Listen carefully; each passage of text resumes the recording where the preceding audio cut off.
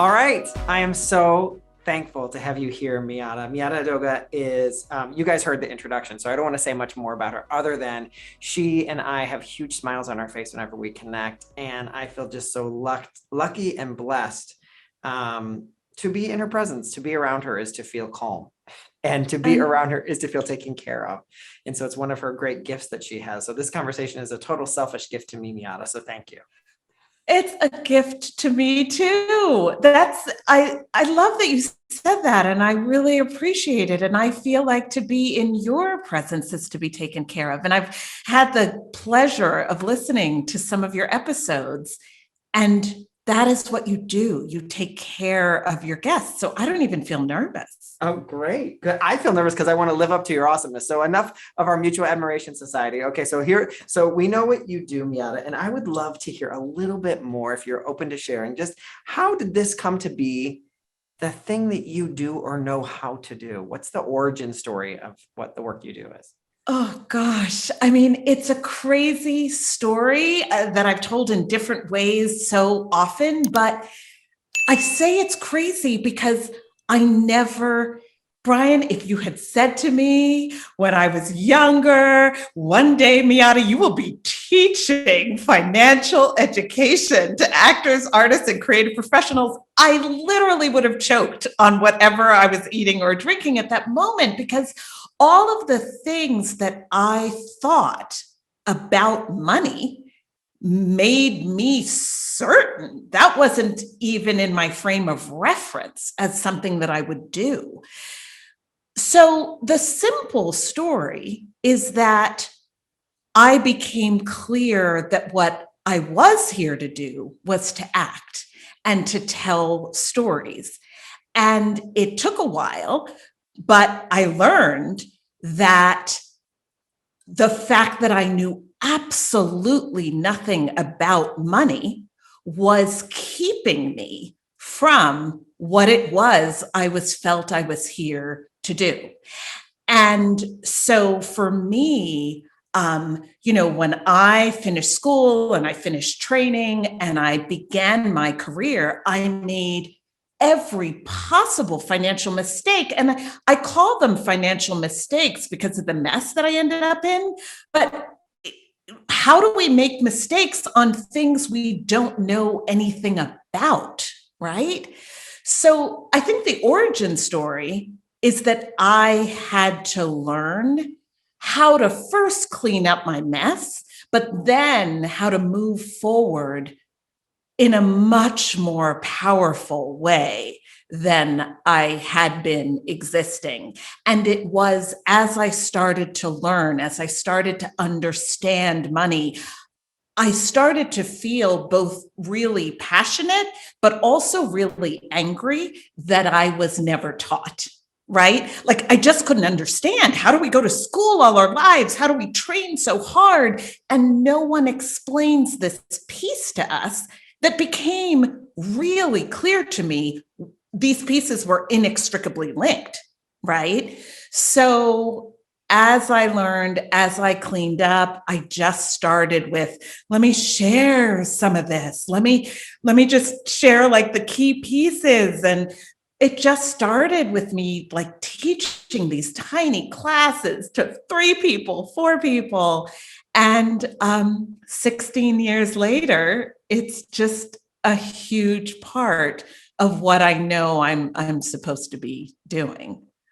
Oh, Miata, I just love so many things about that story. And most of all, you just use the language that we use around here, which is, I know what I'm supposed to be doing. And the part that I want no one to miss, and I really am going to ask you to talk more about this, is when you cleaned up your act, let's just say with your money relationship, that is when you saw more success in your acting career and that thing that you were called to do. Can you talk a little bit more about how you saw those two connect and also how you see that in other people as you're working with them? Absolutely, because it went so far beyond my acting career. Changing my relationship with money has changed the very way I show up in the world, right? So it would really be almost impossible for me to automatically attach it to these very specific results. But I was significantly happier. I let go, was able to release so much of the fear that was a constant state in terms of how I was existing. And some of the byproducts of fear are anger and resentment and exhaustion and frustration. And all of that was impacting my relationship with my art. It was impacting my relationship with my family, with my friends. It was impacting my relationship with my health, right? So specifically, in terms of my acting career, there were some very concrete things like being able to pay for my training, being able to pay for marketing materials, being able to, like, one of the best memories, I don't even know if that's the right word, but one of the most fulfilling times in my life as an actor was the development of my solo show, which I did in Los Angeles, and I was able to then take it and do it in New York. And there is simply no way that happened without me really changing my financial relationship, right? Because I'd love to say the show made $1 million, but we know the show did not do that, right? But having the freedom to do that, having the freedom to go live in New York for 6 weeks and do my show there, these were all of the things. Yeah, and I love the way you're saying this, Miata. So I think congratulations on getting here, and also on the tremendous impact that you're having with not just telling your story, but allowing us to see ourselves in your story. Because in each of the examples you gave, I could see the actor or the creative person who's wrestling with, can I afford to get the headshots? Can I go to that acting class? Can I get coached for this audition? It's time to get a new car, but I can't get a new car. There's a flat tire. I can't afford my health insurance. Like, all these tiny ways that it just is gnawing on us, in how it could be the thing that holds us back from making the impact in that part of our career that we really want to make the impact. And that it is just like a tiny, and what I notice, and I don't know if this is kind of in your teaching, but is we sometimes as human beings overestimate our ability to live with the small annoyances.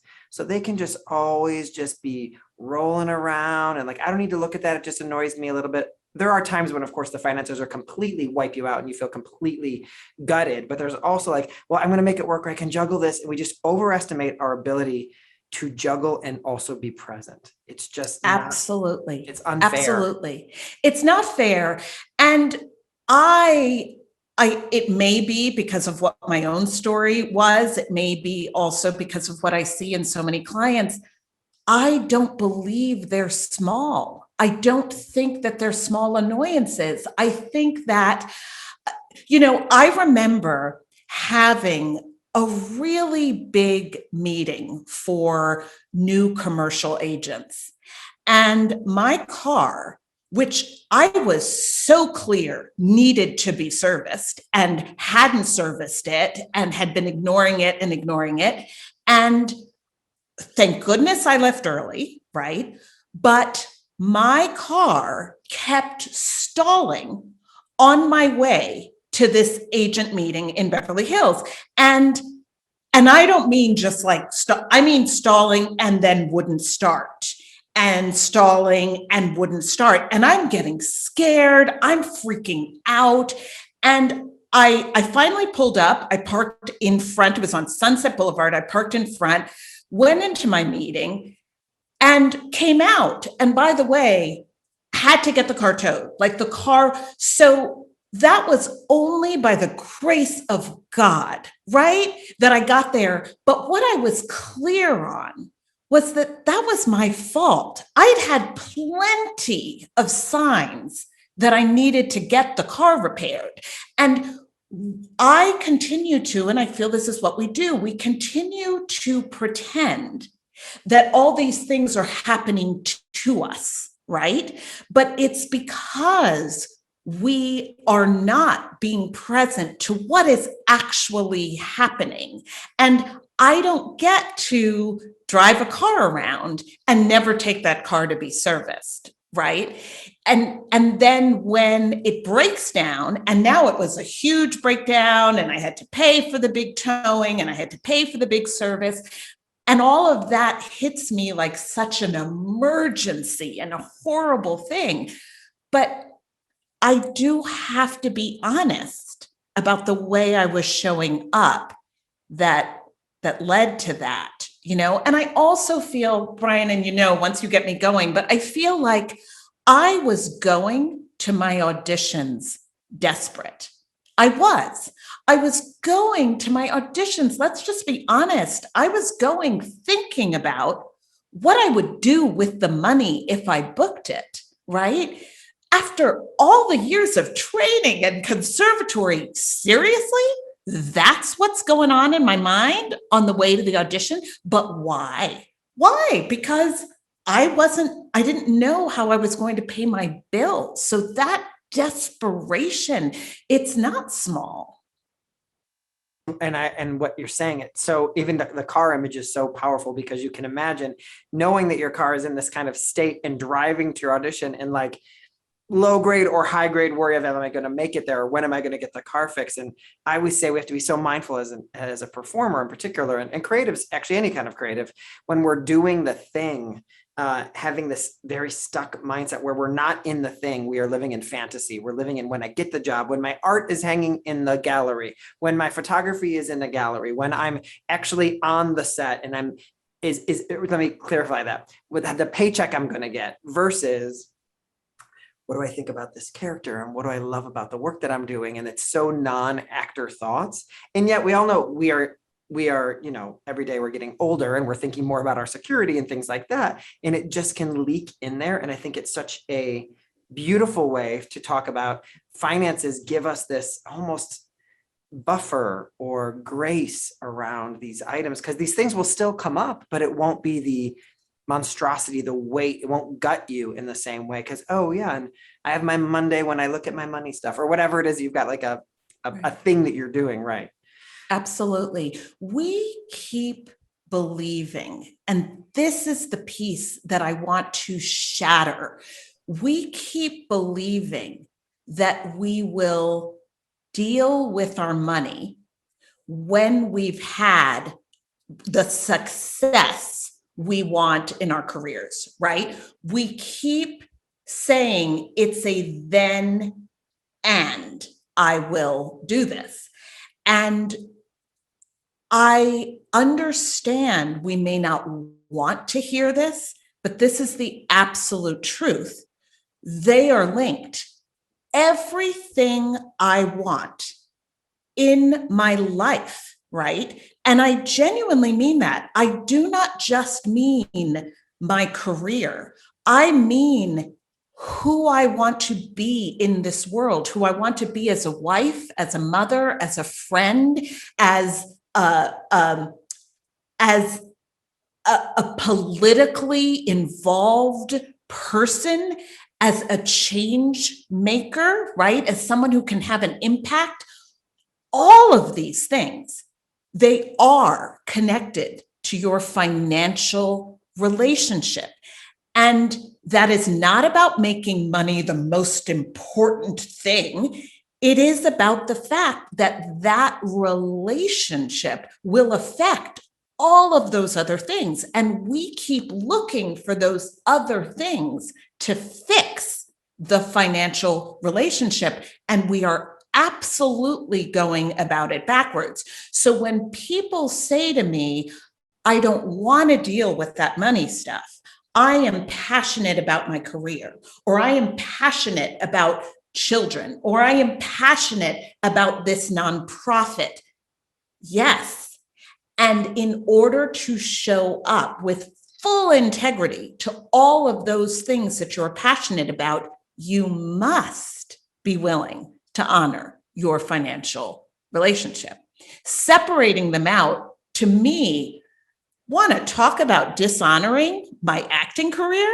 Okay, like barely making it to the big meeting, to the audition, showing up to the audition, thinking about money. Lots of people have heard the story because I've shared it in other podcasts. The fact that early in my career, I very nearly missed the curtain for a show I was in. And that was the direct result of my out of control situation with my finances. So the idea that really paying attention to and growing your financial relationship is doing anything but showing up to all of those other things, I think that's the core of the myth.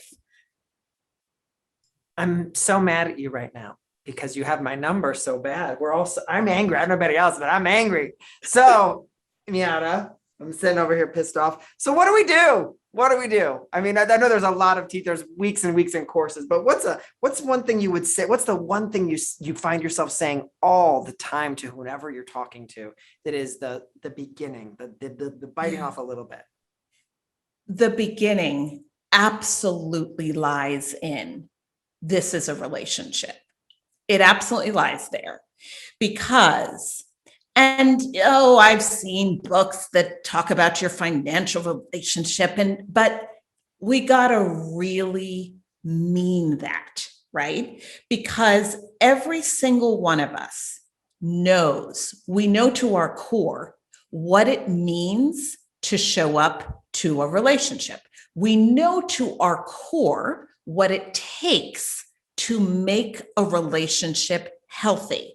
So if we don't just pay lip service to the idea that we have a relationship with money and we actually accept it as true, and we say it's a relationship that in fact you do not have a choice whether or not to have, right? Well, then if it just follows along, right, that, okay, there are relationships in my life that I have a choice whether or not to have them. And there are relationships that I do not have a choice whether or not to have them. If money is one of the ones that I don't have a choice around, well, then there's not a single person listening to this podcast who would say, sign me up for the toxic, fearful, horrible, soul-sucking relationship. There's not a single one of us that would do that. So then we can get honest with ourselves, because if you and I are building a friendship, we know how we're going to have to show up. We're going to have to show up with honesty. We're going to have to show up with some time, right? Like we don't have to suddenly be with each other every second of every day, obsessing about each other, but we are going to have to show up with some time. We're going to have to show up with attention. I am going to have to be willing to learn about you, learn about the parts that I may not understand right away. It's clear to you and I, just in the little bit of time that we've known each other, it's clear you and I have lots in common. There's no question we liked each other instantly when we met all those months ago, right? But there's stuff we don't know. There's stuff that if we were spending more time together, we'd have to learn.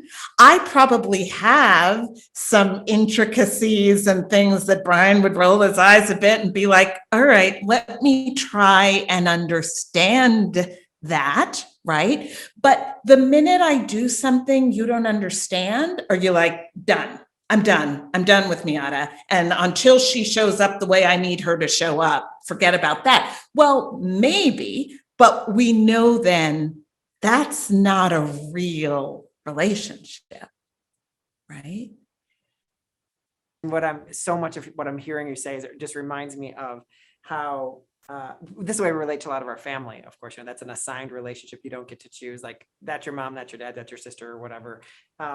We have lots of chosen families, but those relationships are ones where you can decide to relate in a certain way, or you can decide to relate in a different way. And what I'm also hearing inside of this is it takes a degree of, I hate this word, but almost discipline, because you and I have both probably said yes to a birthday party that we really didn't want to go to, but we gotta go because it's the friend who it's going to mean something to them. And you do want to be there for them. Whether or not you're going to stay for 3 hours is a different story, but you're going to be there for them. And that's a little bit of what I think, at least, I don't know if this is what you encounter with most of the people when you start with them, is like, they have to really like make a date with that relationship because it's so out of whack from habit, or no one's, money's not texting you saying, let's have a conversation today, or I need you to get on the phone with me today. Absolutely. And though we expect it to just be there for us. We expect it to just show up the way we need it to show up, right? We don't want to do any of the work, right? But we're really pissed off when it's not showing up the way we want it to, and exactly the way we want it to, right? And I'm also not saying that life stops while you figure out this relationship. That's not what I'm saying at all. Life continues, but you have to own and recognize that this is a relationship that I'm working on and developing and committed to. And yes, will show up to even when I don't want to, will persist even when I get knocked down. Bad things are going to happen, right? Like, I'm married now almost 25 years, and my husband is my best friend in the world.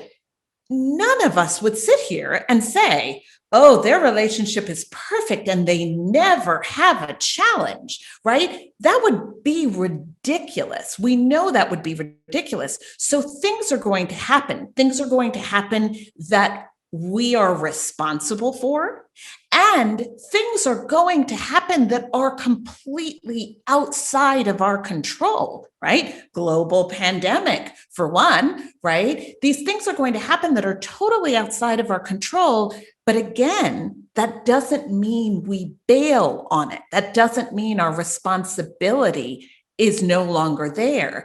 And so then, Brian, we just have to look at what these things mean. So if we know that honesty is a critical part of a healthy relationship, the next step would be to ask, what does honesty look like when it comes to my finances?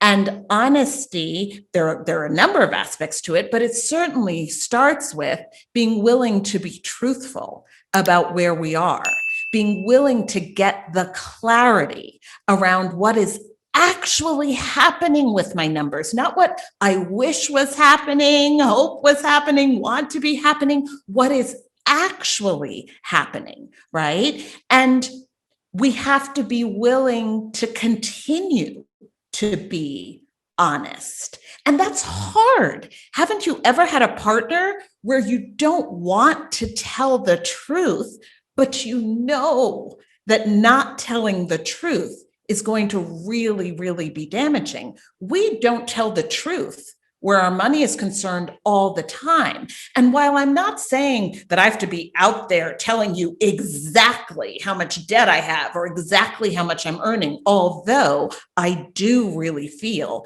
that it's critical that we find spaces where we're willing to lay it all out, because that's the only way that we can really get help and ideas to move us forward. But Hollywood especially, but I actually think this is a societal issue, we spend a lot of time pretending that things are a certain way, driving the certain car, living in the certain apartment or house, wearing the certain clothes, going out to the certain restaurants or bars.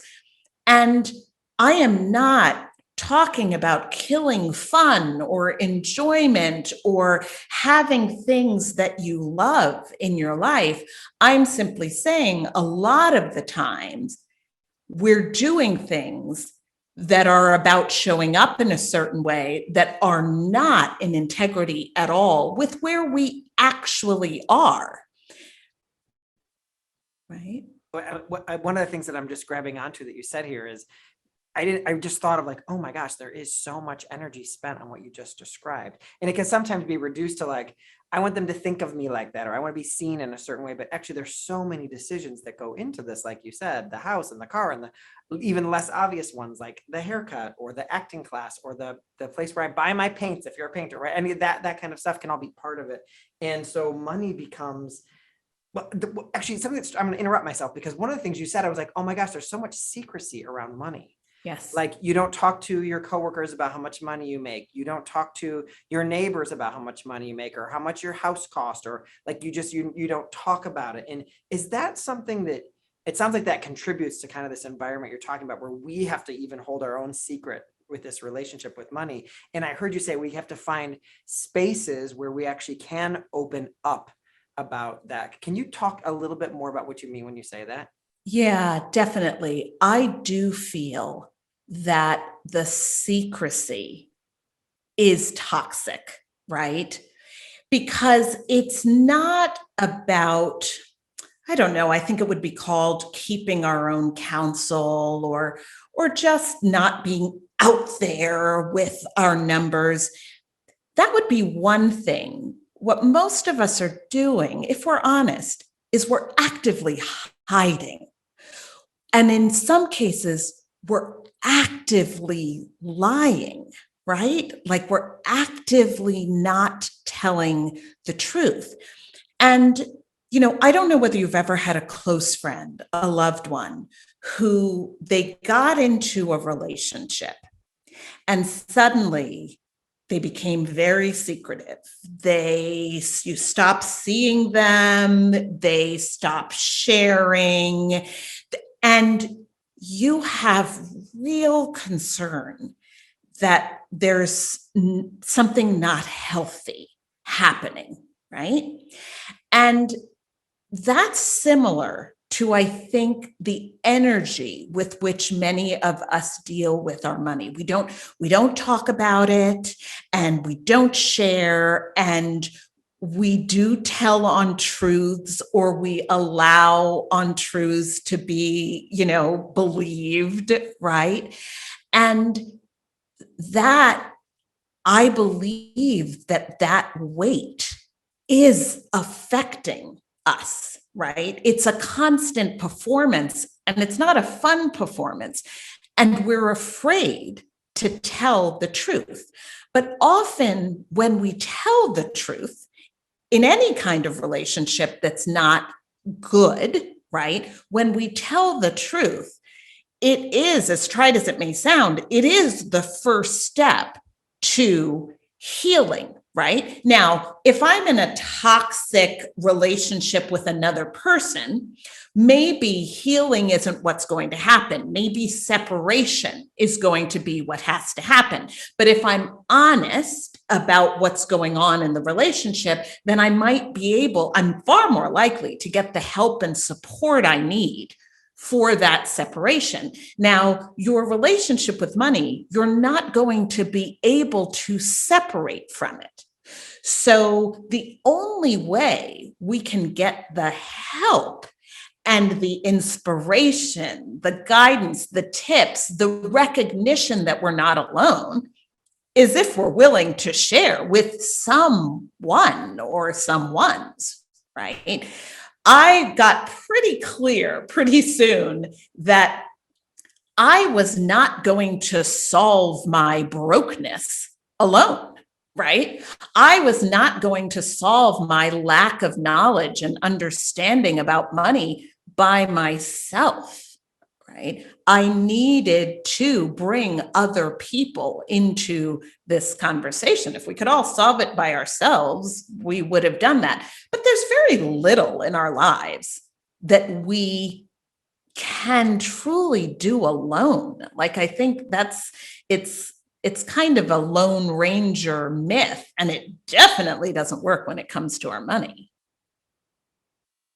What you just said is so important because I really, I think that if I'm going to be a real reverend for everybody right now, they say, if we're to quote, I think it's the Bible, but I could be wrong, is heaven is entered 2 by 2.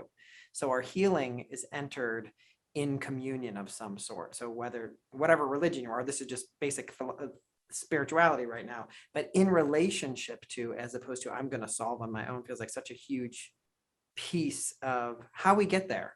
And there's something reassuring about that and something terrifying about it at the same time. Because what we're saying is, yeah, you have to speak up about your money, which obviously you can seek out a safe space to have that conversation, like the things that Miata, like the programs that Miata offers, or I'm sure like a close friend or something. But what I wanted to ask you about is there's this other thing that I notice happens, and it's a way that we connect with other people where we're like, oh yeah, well, that was really expensive. Oh yeah, well, I want to go there too, but get it here, it's cheaper. Like we do have a little bit of fluidity around talking about money when it comes to prices sometimes, which almost leaks a little bit of where we stand. It's like the way we flirt with being honest about where we stand socioeconomically. And I wonder if you have any thoughts on that. This just came to me when you were talking, if you have any ideas around this. Yeah. I mean, it's funny. I haven't thought about it in that way, but I think you just said it perfectly. It's flirting with putting some information out there, right? I'm kind of maybe trying to gauge how you respond. If I say, yeah, that restaurant is so pricey, right? But I don't want us to, I just don't want us to get comfortable with that being even nearly enough, right? Yeah, not at all. It's sort of like dipping our toes in the water. And I think it's Elizabeth Gilbert who said this, and it so resonated with me. Or it may have been Brene Brown, and they have to forgive me because they're both such goddesses in my eyes that I just merged them together.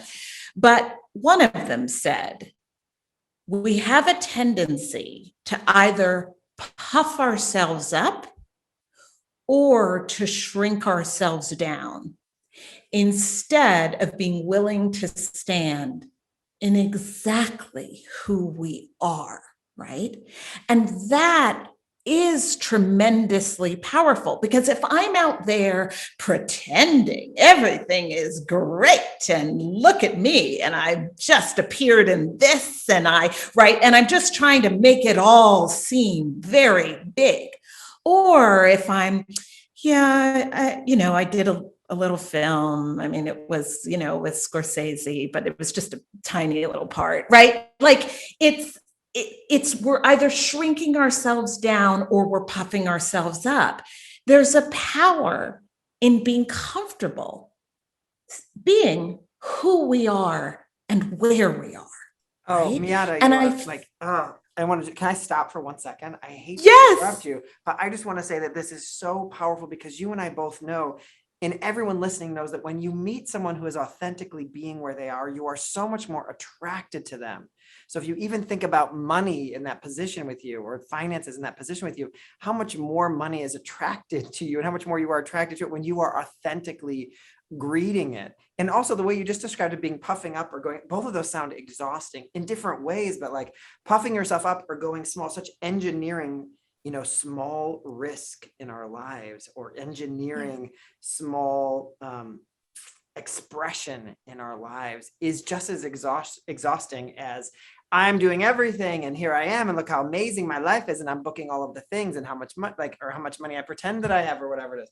And I just think that we all have met that person, or we know those person, we've been that person on certain days. Absolutely. And we know how much more aligned with the universe and the conversations, how we're able to hear better. We are smarter when we're being our most authentic selves. I believe that sometimes we think we're less smart when we're being authentic because we couch our intelligence in like, well, I'm going to just play this small because I don't want to make anyone seem not excited around here. I'm going to play this really big because they want to see me this. I want them to see me. And it's actually just so, it cuts off. It's like turning off electricity to the connection, I feel like. Right. And I stopped you on a train there, but I just wanted to underline that because I think it's something we've said. I've heard so many people on the podcast say again and again, it's something that I say in my own work. And it is, isn't it a little bit relieving everyone to know that when you're really your real self, it's so much more attractive? Like that to me is there's some relief in there somewhere. It might be hard to get yourself there to feel okay with it, but there is something there that is, I think, the most powerful gift that we have. I totally, totally agree. And I think it takes practice being ourselves because we're so used to being in a society where we pretend, right? And I happen to focus or to really zero in on the ways that we're pretending about money. But I think we pretend a lot. We pretend we're perfect parents. We pretend we're perfect acting students. We pretend we're great with money. We pretend we're perfect wives or perfect partners, right? We pretend these things, and practicing being ourselves is actually something that we have to do. And I know that for me, what's fascinating is that when I got clear about my financial situation 28 years ago, or whenever it was, right? When I first got clear, there was a tremendous weight that was lifted off of me, right? And I don't even know that I was cognizant that I was carrying that weight. In our financial empowerment program, one of the actually most enjoyable things, and I think many of our members will agree, is more and more in some of our live coaching sessions, people will bring their honest to goodness debt numbers, like honest to goodness debt numbers. Could be 8 credit cards and the balances and the APRs, the annual percentage rates, and what the minimum payments are. And what's really fascinating is I always make it clear I am very, very happy for people to send me those numbers, and I will go through them anonymously. I'm very happy to do that. It is very rare that people take me up on that. And I think there is a release that happens when you just come and say, yep, this is what I got. Let's work it out, right? And then it also inspires people around you. So what you find you get is, thank you for being willing. And then next week, here I am. Let's look at my numbers, right? And so what you receive by simply being real is not only your own relief, and we can get some real tools around what we're going to do about it, but it's also recognizing the gift that honesty is to your community, right? You being real helps me be real. Your podcast is such a gift because we get to listen to you being real. We get to listen to your guests being real. And that helps us stand in our own truth, which helps us stand in our own power. That is beautiful. Miata, thank you so much. And thanks for the commercial for the podcast. My gosh, that was such a beautiful way of describing it. So you gave us a little bit of a picture into how it is that you work with people, but I would love for anyone who's feeling motivated at this episode to know a little bit more about how it is that you work with creatives and actors in all that Abundance Bound does. Can you give them a little insight there? Absolutely. So we are halfway through our 16th year, and there've been obviously a lot of changes over the years in how we work with our clients. And for the last 2 years, and this is what I am the most passionate about, 2 years ago, we launched our financial empowerment program. And that is where I believe the most exciting, most lasting work is happening. And the simple way that I would describe it is I'm going to just describe it as your money gym, right? And the reason that's an analogy that works for me is, Brian, there's nothing I would love more. And people have heard me say this before, but it's the honest to goodness truth. There's nothing I would love more than to go take a 6-week fitness class, like exercise class, and be fit forever. Right? It is what I want. I'm just being honest. right? It's the truth. That's what I would like. And so that really, I understand that the reality is that what most of us want is we want to sign up for a money workshop, or we want to read a book, and we want to be financially fit forever. Give me the tips, give me the tools, show me those magic tricks. I will put them into action and my money is going to be all set. And again, this is where sometimes I'm not popular, because that will never happen. And anyone selling you that is not telling you the truth. There is no magic fix when it comes to your relationship with money. I don't get to say, I'm married 25 years now, I don't have to deal with that relationship anymore. It's all set. It's in the bag. Set it and forget it. You all know I'd be divorced in less than a year. We know that, right? So what I have wanted to create, and it took us 14 years to do it, is the place that is your financial home, right? And we in the Financial Empowerment Program, we focus on 3 areas. We focus on your money mindset, because at the end of the day, we know that our mindset is critical, and it is that inner work that is going to mean everything in every aspect of your life. And certainly your money is no different. So we focus on your money mindset.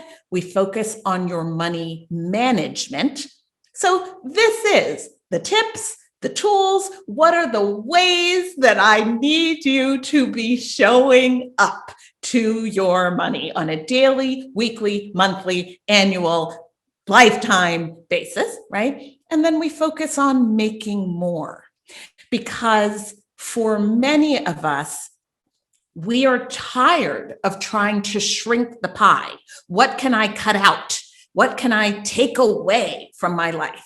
And what many of us need to do is, yes, get clear on how we're spending, but we do need to figure out how to powerfully increase our resources.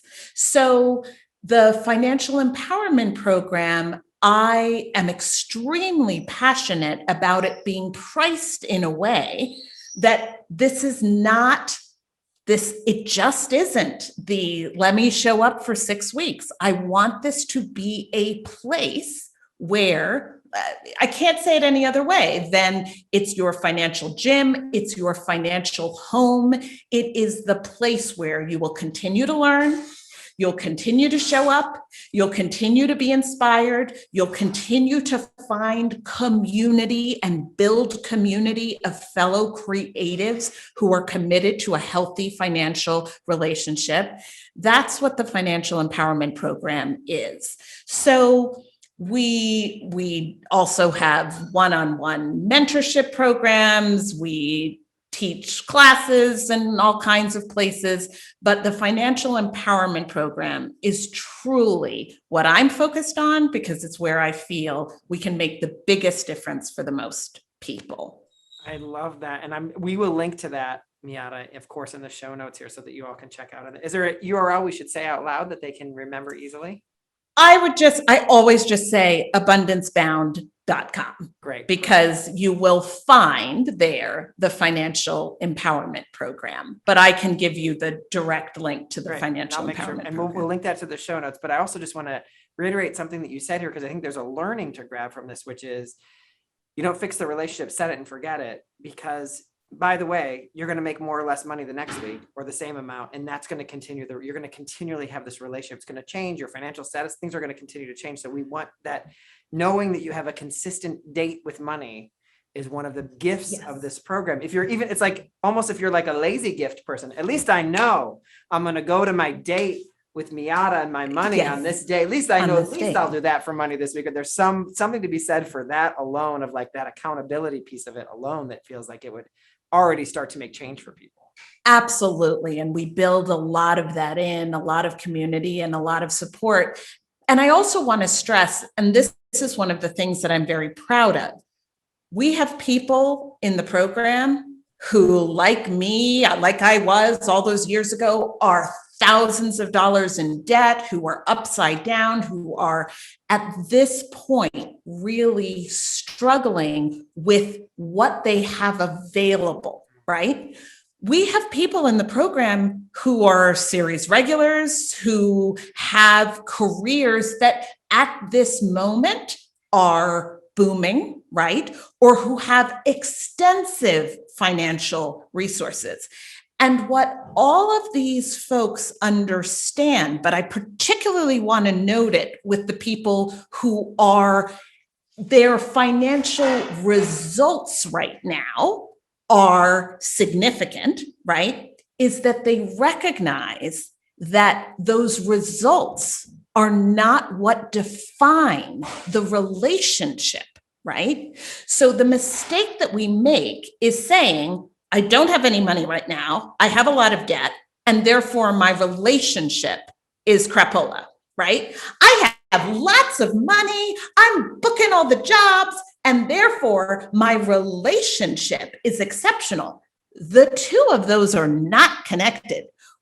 There are plenty of people with lots of money who have horrible financial relationships. There are also people with very limited resources who have very strong financial relationships. So there can absolutely be a correlation, right? That a strong financial relationship correlates to strong external financial results. There can be a correlation, but it is not causation. Money makes my relationship strong. And one of the places that I saw this the most clearly was during the pandemic.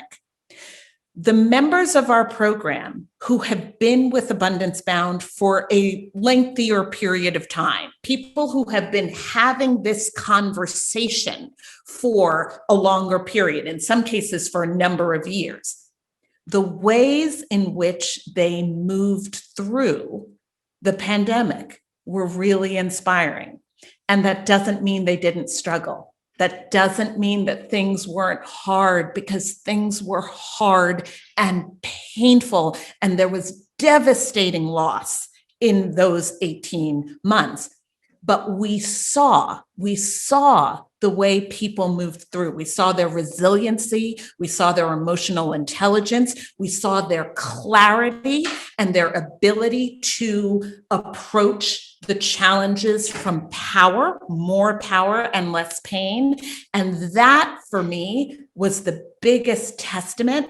And it was what inspired me more than anything else, that this is what we will continue to do, because stuff is going to keep happening. That's not me being a doomsayer. That's life, right? But how do we show up to that? That's what we're trying to help people do in a particular way. Wow, Miata, that's so helpful for you to give those examples of both the high earners or the abundant seeming of you can make the correlation, but you can't make it about that the money is the causation. So it reminds me of a little bit like how I'm sure many of us have long distance relationships with our immediate family. Sometimes many of us have moved to LA, or we moved to New York, or moved to a big city, and like my family's in Ohio. My relationship with my mother is not defined by how often I see her, but how much I am connected to her. Yes, it feels nice to have her. Yes, it feels nice to have $100 bills in my pocket. Sure.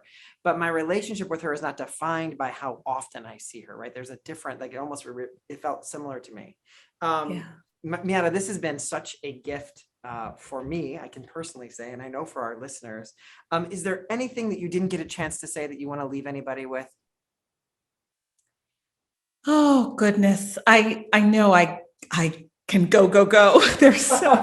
I'm so passionate. I'm so passionate about this. Wait, I have a question. I want to ask a better question. Yes. What keeps you going? Oh, I feel really, really blessed that there are a lot of things that keep me going. Love really keeps me going. I am truly blessed with an incredible partner and my children. but growth keeps me going, right? I genuinely, right? You and I, we both use very similar language because we're up to similar things, which is I am truly passionate about shattering this myth of the starving artist, right? But as I dive into that, Ryan, what I really believe is that at the core of that myth is what is at the core of quite a few myths that we've been sold since childhood. And I think the biggest myth that we've been sold is that something external is going to come and save us, right? I am going to perform a certain way in school and I will then be saved by the job. I am going to focus on all the right things as an actor, my training, my marketing materials, my headshots, I'm going to make all these choices and then I will be chosen to have a career, right? Even this may not happen as much anymore, but if I behave in a certain way and show up a certain way, the right partner will choose me. And it's all these external things that we believe are going to change our lives and make us happy. And the way we shatter all of those myths is by recognizing that the lives we want to lead come from going in. The lives we want to lead comes from working on ourselves, on our spirits, not on what we want in this world, but who we want to be in this world. And that means I got to work on my resilience. It means I got to work on my selfishness and my generosity. I got to work on my defensiveness, right? I got to work on, yes, my craft and all of those external things, but I also got to really work on me. And that keeps me going. I want to spend my lifetime getting better.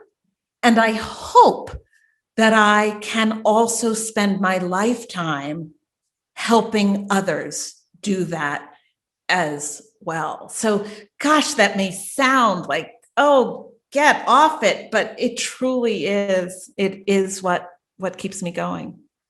In this zone, it does not sound like get off it. In this zone, it sounds like music to my ears. It sounds like someone who knows their calling, someone who knows where they're going. And I'm just so grateful. It is always, like we said earlier, when you're around someone who's in their authentic self, how attractive and at peace you feel. Kind of where we even started this interview is that is what this feels like. I feel better about my money than I haven't even started the thing yet. So I got to start my stuff. So I just want to thank you from the bottom of my heart for being here with me today and sharing so much of your expertise and your willingness to really share about your own story as well. And I cannot wait to have you back again someday because this will not be the end, I'm sure. This is going to be the first of so many conversations because I want to be having more and more of these conversations. And I really want to be having them with you, with people like you. This isn't just a Brian and Miata love fest, you guys, but Brian, I got so many ideas, right? I'm listening to Brian's podcast to prepare, right? To do my homework. And I'm like, oh, I never thought of it that way. Oh, I never thought of approaching reps that way. Like, oh, I got to ask Brian about that. And listening to the how they did it stories and listening, like, this is what keeps us all going. Is what are we doing in the world? So thank you for being a platform and for sharing that and for keeping us all energized. It's such a gift. Thank you so much, and I will talk to you very soon. Thank you so much, Yeah. love. All bye. Right. Be well. Bye.